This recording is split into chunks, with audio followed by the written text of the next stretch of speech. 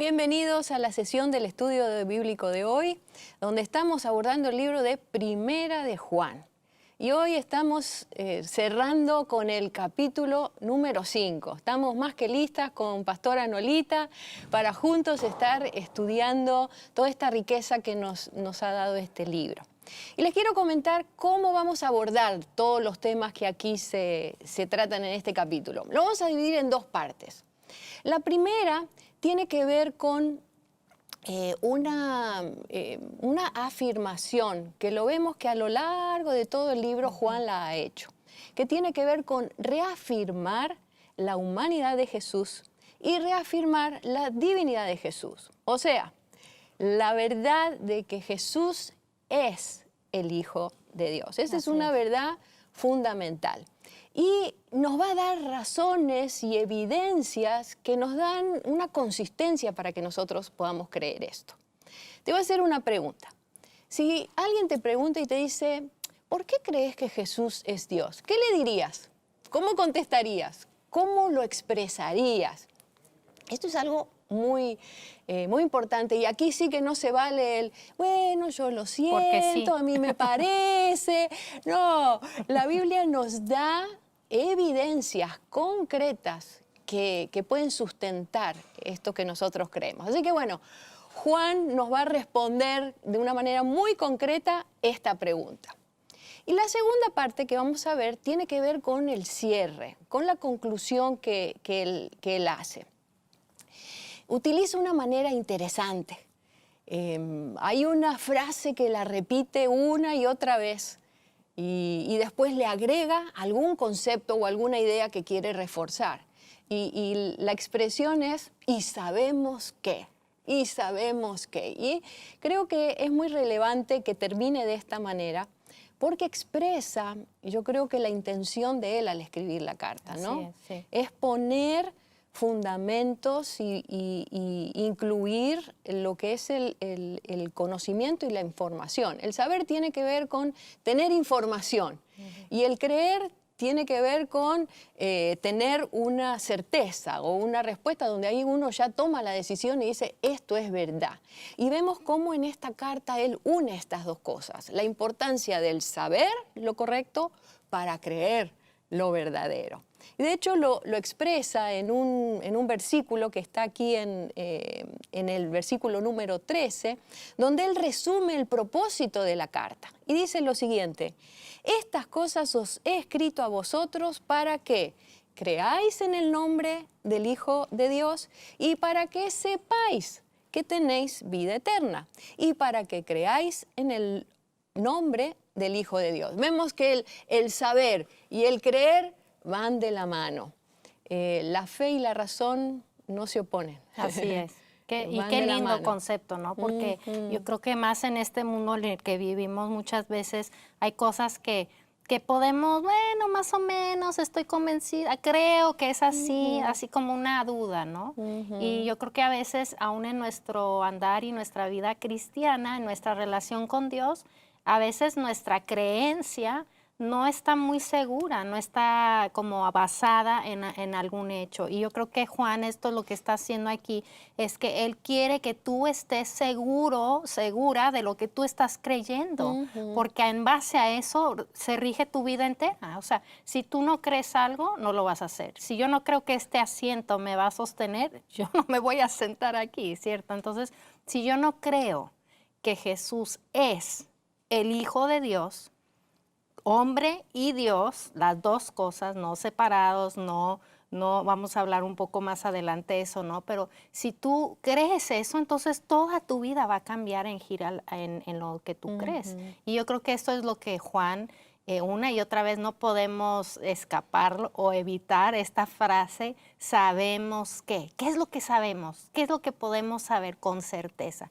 Y eso es lo que vamos a estar viendo en este estudio del capítulo 5. De hecho, basado en eso, le pusimos el título a este estudio y que le pusimos el poder del saber, tomando y haciendo referencia a todos estos sabemos que va a abordar. Es algo poderoso, ¿no? Cuando tú sabes algo, entonces tú puedes actuar en base a eso. Y bueno, iniciemos con el verso 1.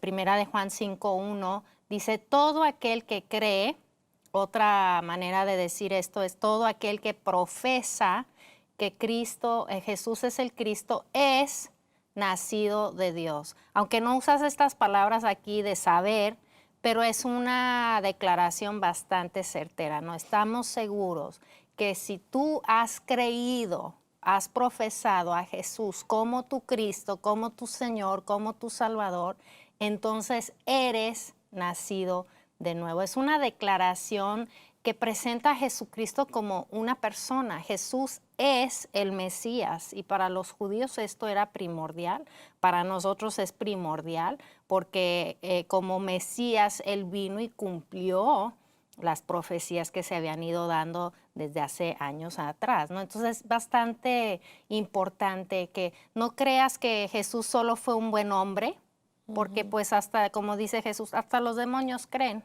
¿verdad? O sea, muchos creen que Jesús es un buen hombre o un buen maestro, un buen ejemplo, una persona que hizo cosas buenas. Un profeta más. Exacto, uno entre muchos, todos. ¿verdad? Pero la fe en el concepto de Jesús como Mesías, entonces produce en ti algo diferente y la Biblia en ocasiones lo describe como un nuevo nacimiento. Wow, eso es un cambio bastante grande, ¿no? O sea, de un bebé a un adulto es bastante crecimiento, pero así lo describe la Biblia, que cuando tú crees, eres nacido de nuevo, eres una nueva criatura. Todo lo anterior ha pasado. Esto es emocionante, no sé, a mí me emociona, Vivi, y como lo pueden ver, me estoy emocionando aún platicar y pensarlo porque es el fundamento, es la base de nuestra relación con Dios. Porque si esto no es cierto, somos unos necios, unos tontos que nos han engañado. Y pues eso es feo. Y ese es yo creo que es uno de los ejes esenciales del Evangelio, donde uno puede descansar y tener esta seguridad de que Jesús es Dios, 100% humano, 100% divino. Y esto es primordial. Y es el primer principio, yo creo que podemos ver aquí en este capítulo. Sí. Y tenemos que recordar que uno de los propósitos de Juan al escribir era refutar alguna doctrina que se estaba metiendo, que había salido dentro de la misma iglesia, donde había algunos que empezaban a explicar o cuestionar este tema específico, donde decían, bueno, no, en realidad Jesús, Dios vino por un momento nada más en Jesús, pero no es Dios. Y entonces... y tenía relación con la filosofía contemporánea, donde ellos creían y decían, bueno, la materia es esencialmente impura. Lo espiritual, eso es lo puro. Y como el cuerpo es materia, decían, bueno, Dios que es espíritu no se puede mezclar con lo que es impuro. Y entonces empezaban a decir, no, a transversar a punto que es esencial, ¿no? Parece que le daban como un pequeño cambio, pero que cambia totalmente el concepto, ¿verdad? Sí. La realidad de que Jesús murió siendo Dios es lo que nos da a nosotros la victoria y es lo que marca la diferencia. Fíjate, Nolita, que ellos decían de que sí, que Dios vino sobre Jesús en el bautismo, pero antes de la crucifixión ya se fue, no estaba más con él. Entonces el que murió es un Jesús humano, quitándole todo el valor de la base de nuestra fe, que es Jesús murió por nosotros y de esa manera pagó por nuestros pecados para que nosotros, identificándonos con Él, tenemos esa nueva vida, tenemos todo lo que el Evangelio nos da, ¿verdad? Y parte de esta misma filosofía, que lo vamos a ver un poquito con más detalle adelante, es el efecto también en uno. O sea, si yo soy cuerpo y espíritu, como esas dos cosas están divididas, no están relacionadas una con el otro, lo que hago en mi cuerpo no afecta a mi espíritu, lo que hago en mi espíritu no afecta a mi cuerpo, entonces vamos a ver que eso puede llevar a muchos pues, comportamientos un poco raros, ¿no? Y para ellos estaban bien, entonces Juan está refutando esto, de que no, Jesús es hombre, Jesús es Dios, y como tal, Él llega a nosotros y con el mismo poder que Él ejerce en esta tierra, también nosotros al confesar nuestra fe en Jesús, somos nacidos en el Espíritu nuevamente, pero esto también va a tener un efecto en nuestro cuerpo físico. Y creo que todo eso está aquí mezclado y lo hemos estado viendo, ¿no? A lo largo del libro. Y también aborda en el versículo que sigue, habla acerca de que el tener este concepto tan en claro es también lo que nos potencia para nosotros tener victoria en la vida diaria. Así es. Como esa fuerza que nos ayuda a vencer, no solamente cuando nacemos de nuevo, sino a lo largo de toda nuestra vida, ¿no? ¿Cuántos necesitan más poder? ¿Verdad? Todos necesitamos. Vamos a seguir aquí en el verso 4, dice, pues todo hijo de Dios, ya establecimos que si creemos en Cristo, somos nacidos de Dios, somos hijos de Dios, vence a este mundo de maldad. Imagínate, hace casi más de 2000 años y ya era un mundo de maldad, ahora con más razón. Y logramos esa victoria, ¿cómo? ¿Cómo vamos a lograr victoria sobre lo malo que hay en este mundo? Y dice Juan, lo logramos por medio de nuestra fe. ¿Y quién puede ganar esta batalla contra el mundo? Únicamente los que creen que Jesús es el Hijo de Dios. Una vez más recalcando, así subrayando, tenemos que creer, porque al creer, y mira, la Biblia nos enseña en muchos lugares, en Hebreos particularmente, nos enseña que la fe es una certeza en algo que no estamos viendo quizá, es una convicción de lo que no se ve. Entonces, y también nos enseña la Biblia que en parte la fe viene de Dios. O sea, cuando nosotros tomamos esa decisión de declarar por fe que Jesús es el Hijo de Dios y Él es el Salvador del mundo, entonces algo se empieza a activar en nosotros y con esta misma fe, como esta reacción química, ¿no, Vivi? Que yo así lo entiendo, es yo estoy poniendo lo que yo creo, lo que yo estoy diciendo y Dios lo potencia y lo hace algo relevante para mí, para yo poder vivir en este mundo que sabemos que es un mundo lleno de cosas malas, que no queremos participar ni queremos ser parte, ¿no? Entonces podemos estar en el mundo sin ser del mundo. Y esto llega por la fe que seguimos creciendo. Dice, la fe viene por el oír la palabra de Dios. Entonces, como lo he dicho antes, yo te felicito porque estás tomando el tiempo para oír la palabra de Dios. Y eso va a fortalecer tu fe, tu espíritu, y vas a caminar en victoria. Y bueno, no pertenece solo a algunos pocos, que al pastor es el único, no, es para ti como creyente, ¿verdad? ¿Por qué no pasamos, Nolita, ahora a las evidencias, a los puntos concretos donde él dice, miren, aquí tenemos con qué? Y vamos a ir al versículo número 6, donde vamos a encontrar estas evidencias de la encarnación de Jesucristo y testimonios, gente que dijo, esto es así. El versículo 5-6, estoy usando la Reina Valera, que dice, este es Jesucristo, y fíjense lo que dice, que vino mediante agua y sangre, y no mediante agua solamente, sino mediante agua y sangre, y el Espíritu es el que da testimonio, porque el Espíritu es la verdad. Acá menciona al menos tres cosas muy concretas y vamos a ir viéndola cada uno. La primera que se refiere es al agua, pero antes quiero comentar algo característico de la época, que era que para dar testimonio se necesitaban sí o sí 3 testigos, 2 o 3. De hecho, era algo que vemos que Pablo lo dice, bajo 2 o 3 vamos a resolver este asunto. Jesucristo creo que también lo menciona, ¿no? Que 2 o 3 para respecto a este tema. Entonces, se requería para realmente tomarlo como verás, al menos 3. Y acá Juan dice, ahí te voy, ahí te los doy. El primero, el agua. ¿A qué se refiere con el agua?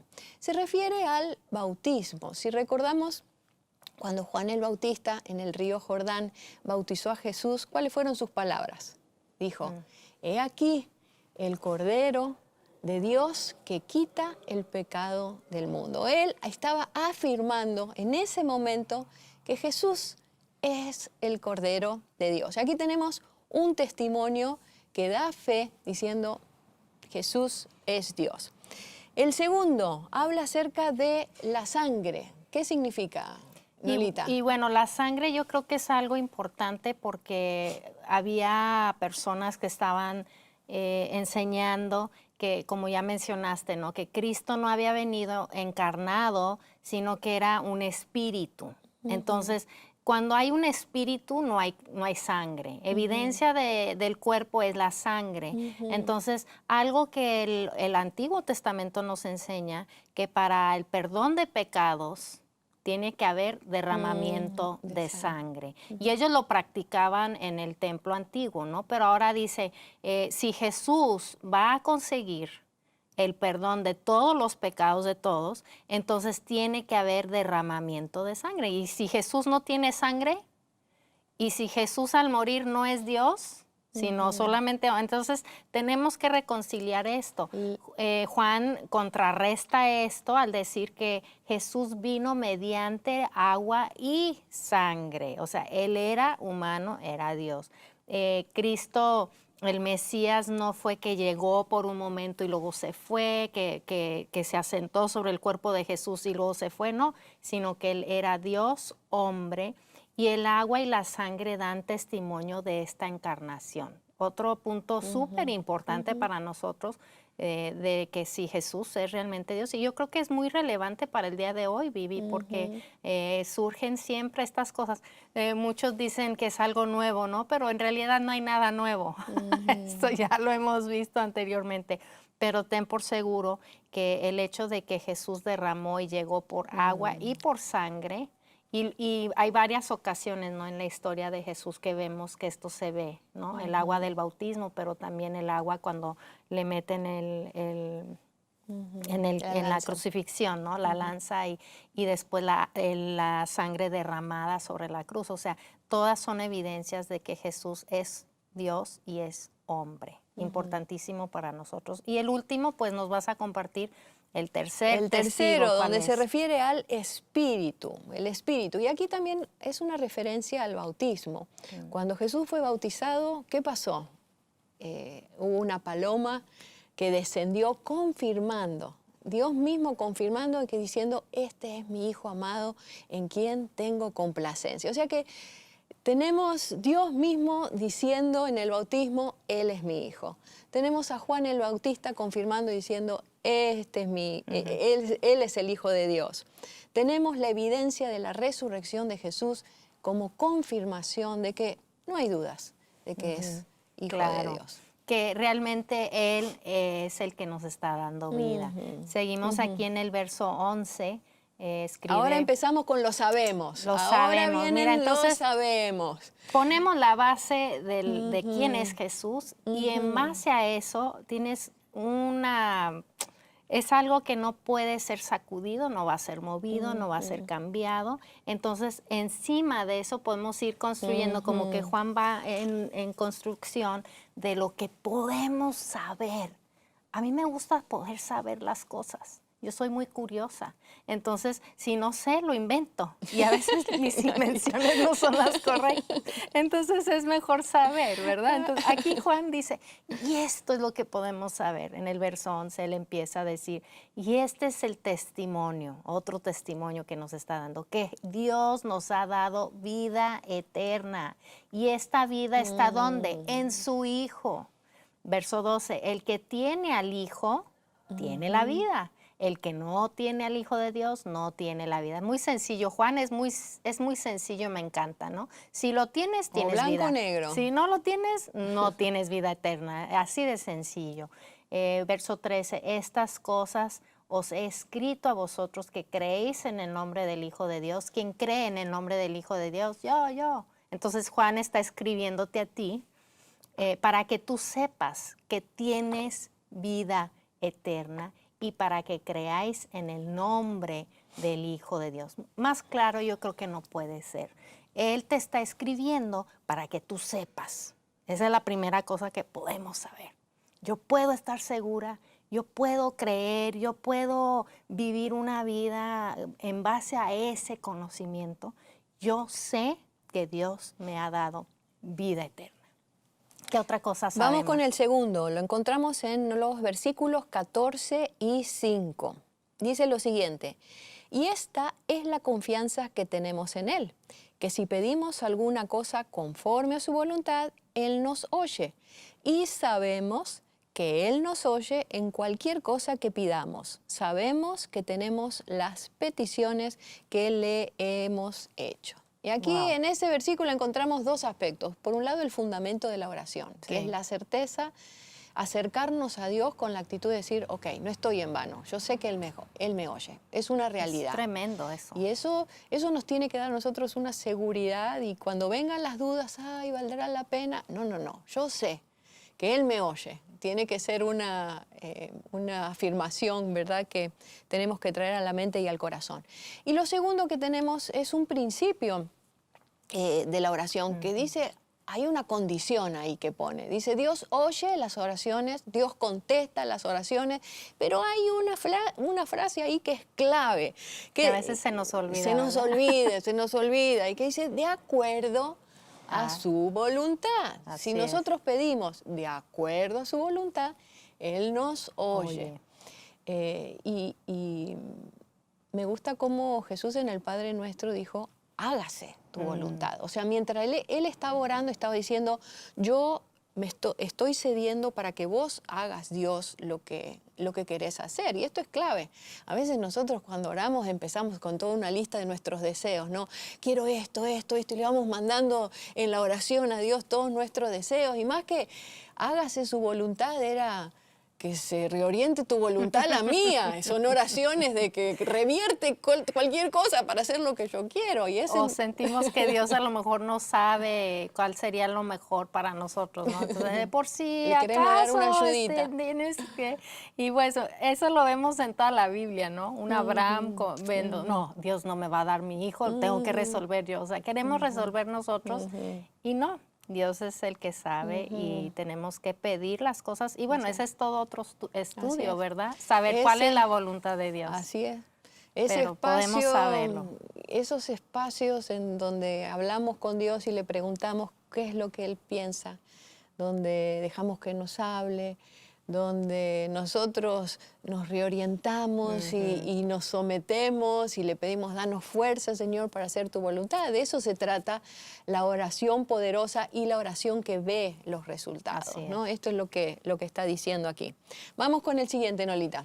Bueno, aparte de saber que somos hijos de Dios y tenemos vida eterna, aparte de saber que Dios nos oye y nos contesta, también podemos saber otra cosa. Dice en el verso 18, sabemos que todo aquel, y en el original esta palabra todo significa todos. Tu papá siempre decía lo mismo, Nolita, ¿te quedó? Mi papá, aprendí eso de mi papá. Eso es todo. Todo aquel que ha nacido de Dios, ¿qué hace? No practica el pecado. Pues aquel que fue engendrado por Dios le guarda grande promesa para nosotros y el maligno no le toca. Y de esto me estaba refiriendo hace unos minutos atrás, que cuando esta filosofía errónea que estaba entrando a la iglesia decía, el cuerpo y el espíritu están separados, lo que hace el cuerpo no afecta al espíritu y viceversa. Entonces lo que ellos hacían era, lo tomaban como una licencia para pecar. Y ellos hacían, bueno, la historia nos habla de cosas bastante fuertes que ellos hacían aún dentro de la iglesia, ¿no? Que decían, no, está bien, no se permite esto porque que al cabo es algo que yo estoy haciendo en mi cuerpo, no estoy afectando mi espíritu. Pero Juan está diciendo otra cosa. Si algo ha nacido de nuevo por el Espíritu de Dios, entonces tu cuerpo va a seguir ese cambio. Y él dice, los que han nacido de Dios no practican el pecado, que es interesante esa idea, Vivi, de que es una práctica. Yo sé es que algo todos, que se repite. Exacto, o sea, de pronto uno se va a tropezar, vas a caer, vas a hacer algo equivocado, vas a pecar. Pero lo que él está diciendo es que hay ciertas personas y que están practicando, que ya es un estilo de vida para ellos. Y él dice, si tú estás haciendo eso, entonces realmente necesitas revisar tu relación con Dios, porque sabemos que los que están en una relación con Dios, dice Juan, no practican el pecado, pero seguido a eso una gran promesa que llena el corazón de mucho aliento es que, ¿por qué? Porque el que fue engendrado por Dios nos guarda y el maligno no me puede tocar. Entonces, ya no la excusa de que el diablo me hizo que lo hiciera, ¿verdad?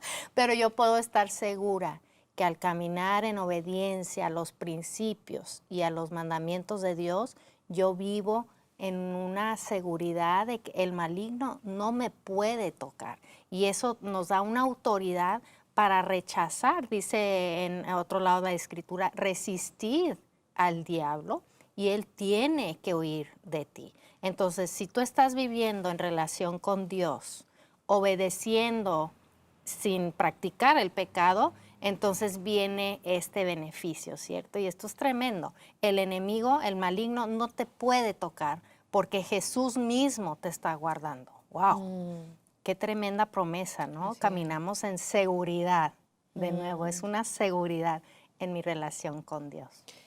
Mientras hablaba Nolita se me venía cómo hoy en día eso también lo vemos. ¿Cuánta gente hoy en día sigue diciendo, bueno, Dios conoce mi corazón, ¿verdad? Y bueno, y después si me equivoco le pido perdón y se acabó. O sea, voy a vivir tranquilo, total, no hay problema, no hay rollo, dirían los mexicanos. No hay ningún rollo. Si me equivoco le pido perdón a Dios. Y eso es algo muy, muy frecuente que lo escuchamos hoy en día, ¿no?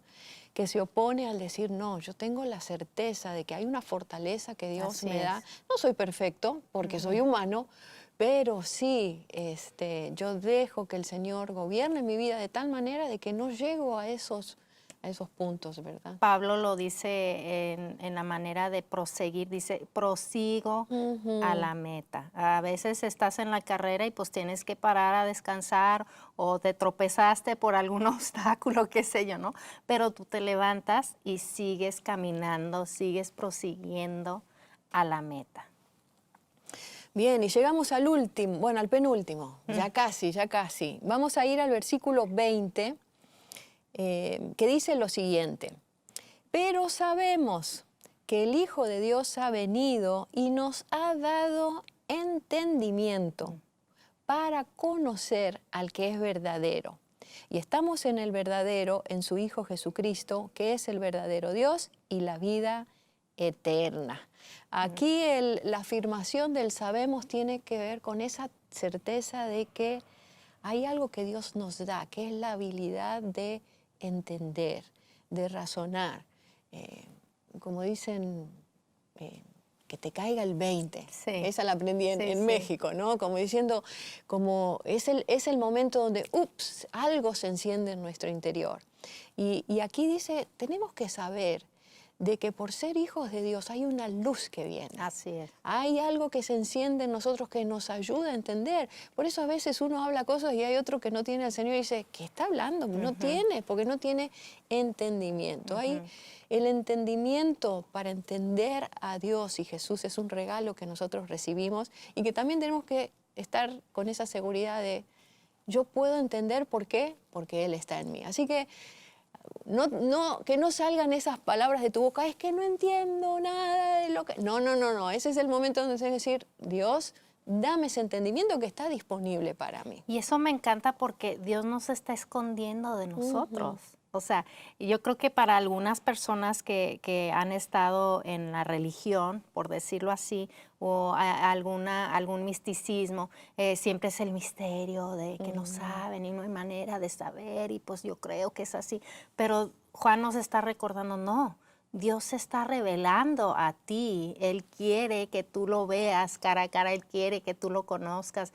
Y esto qué lindo. Entonces, al acercarnos a Dios, al acercarnos a la palabra de Dios, tú puedes saber, tú puedes tener la seguridad de que Él también se está revelando a ti. Él quiere que tú le conozcas. No es como algún novio que viene y dice, quiero ser tu novio, pero no te voy a platicar nada de mi vida. O sea, pues, ¿cómo lo vas a conocer? O sea, no puedes tener una relación con alguien que no conoces. Pero Dios está recordándonos, tan lindo el Señor, decir, Él mismo te está dando entendimiento. Estos testimonios que se escuchan, ¿verdad? De personas que dicen, antes de tener una relación con Dios no entendía la palabra. Yo leía la Biblia y no lo entendía. Y después lo leo y digo, oh, wow, eso era lo que quería decir, porque Dios se quiere revelar a ti. Y eso es emocionante. No se está escondiendo. Él está ahí para conocerte. Y bueno, sabemos que Dios nos da entendimiento. Y este último, el último saber, bueno, sabemos que nos da entendimiento para conocer la verdad. Y en el verso 21 dice, queridos hijos, y regresa, ya después de que hemos establecido lo que podemos saber, con qué podemos contar, qué es lo más seguro de mi vida con Jesús, de mi relación con Dios. Entonces, el último, pareciera que está un poco fuera de contexto, ¿no? Este último verso que dice Juan, queridos hijos, es el último verso del capítulo. Aléjense de todo, y en algunas traducciones dicen todos los ídolos, pero simplemente es aléjense de todo lo que pueda ocupar el lugar de Dios en tu corazón. Aléjate de todo lo que te pueda distraer de lo que tú conoces, ¿verdad? Porque tú puedes conocer algo y viene alguien y te distrae y ya, como que empiezas a actuar de una manera sin conocimiento. Y yo creo que nos pasa a todos en ocasiones, pero a veces uno ve a las personas tomar decisiones y dices, pero ¿por qué están tomando esa decisión si ellos saben? Ellos saben, ellos conocen la verdad.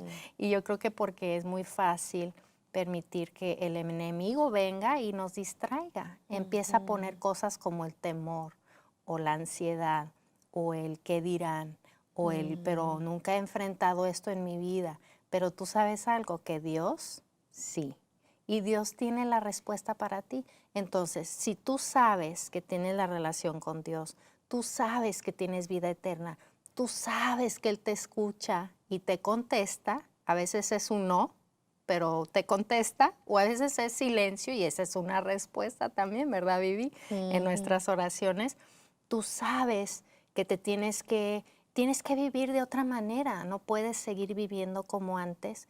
Entonces, en ese saber, tú vas a poder mantenerte y mantener tus ojos fijos en Jesús y no distraerte con lo que puede venir. Creo que es clave aquí el hecho de que él no termina la carta sin es que tiene que ver con, yo tengo que saber muchas cosas, pero al final se tiene que ver reflejado en las decisiones que yo hago. Exacto. Por eso dice, sabiendo todo esto, ahora vívanlo. Ahora es como un llamado a la acción, ¿no? Así Termina diciéndole, bueno, ahora con todo este fundamento, adelante, corran, apartándose de todo lo que saben que no va, y creo que es algo poderoso, un mensaje que muy, muy válido para este tiempo. Y hemos visto a lo largo de este libro cómo todos estos aspectos nos dan seguridad como hijos de Dios, nos dan confianza, nos dan esa gracia de poder decir, bueno, mi fe descansa en un buen lugar. Sí. Yo tengo seguridad de ciertas cosas, puedo creer, como decíamos al principio, puedo creer, pero no ciegamente, sino que tengo un fundamento. Y en la medida que vamos conociendo más esa seguridad, y eso se va todavía afianzando y afirmando cada vez más. Así que para ir cerrando el día de hoy, queremos dejarte con este desafío de ¿quién es Jesús para vos? ¿Es el Hijo de Dios? Hay que vivir de acuerdo a eso. Tenemos que vivir de acuerdo a todas estas promesas y todas estas verdades que el Señor nos ha dado. Así es. Y bueno, pues te animamos a que tú sigas creyendo porque en el que has creído, Él es fiel y cumple sus promesas, ¿verdad? Y pues quiero orar por ellos para cerrar este tiempo. Recuerda que pueden buscar sus notas en el link, en el enlace donde están viendo. Muchas veces hay información ahí que pueden profundizar aún más, pero vamos a orar, que el Señor les guarde. Señor, yo pido que tú guardes la semilla que se ha sembrado en este día en ellos, que en todos los que se acerquen a tu palabra, Señor, ellos puedan tener un pleno conocimiento de que tú estás ahí, que tú eres su Dios, que tú eres su Salvador, que tú eres el que das poder en ellos para vivir conforme a tu voluntad. Señor, que ellos pueden saber que tú les contestas, que tú estás con ellos, que tú caminas con ellos. Señor, que ellos puedan saber y tener una certeza de que ellos están en tus manos. Padre, yo pido que tú les guardes, así como tú prometes, les guardas del maligno, que tú pongas alrededor de ellos tu Espíritu Santo, Señor, y que los ayudes a caminar en la victoria que tú nos has prometido, que no se distraigan, que no volteen ni a la derecha ni a la izquierda, sino que ellos sigan enfocados en la verdad de tu palabra que se va a cumplir en sus vidas. En el nombre de Jesús, amén. Que así sea. Y te esperamos la semana que viene, donde iniciamos con la segunda carta de Juan. Bendiciones.